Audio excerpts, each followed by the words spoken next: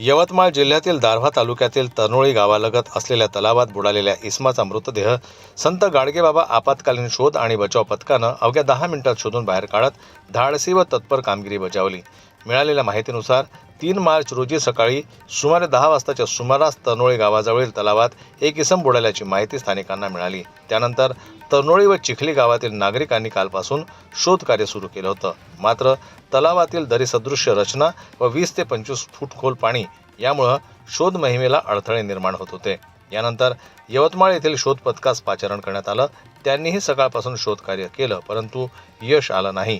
अखेर दारव्हा पोलीस ठाणे येथील PSI निलेश तारक यांनी पिंजर येथील मानव सेवा आपत्ती व्यवस्थापन फाउंडेशन संचालित संत गाडगेबाबा आपत्कालीन शोध व बचाव पथकाचे प्रमुख जीवनरक्षक दीपक सदाफळे यांच्याशी संपर्क साधला।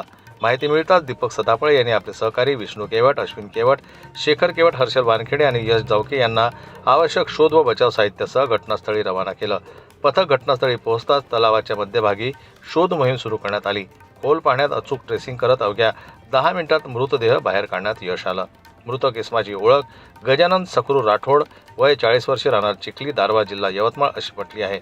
पुढील कारवाईसाठी मृतदेह पोलिसांच्या ताब्यात देण्यात आला। या कारवाईच्या वेळी API शिवप्रकाश मुळे यांच्या मार्गदर्शनाखाली PSI निलेश तारक, पोलीस शिपाई विजय पारधी, होमगार्ड सवाई व इंगोले यांनी परिश्रम घेतला।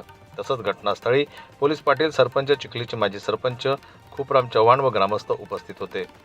दरम्यान तनोळी व चिखली गावातील नागरिकांनी बचाव पथकाच्या साहसी व तत्पर कामगिरीचं कौतुक करत आभार व्यक्त केलं। अवघ्या 10 मिनिटात पार पाडलेल्या या यशस्वी सर्च ऑपरेशनमुळे पथकाच्या कार्यक्षमतेचा पुन्हा एकदा प्रत्यय आला आहे।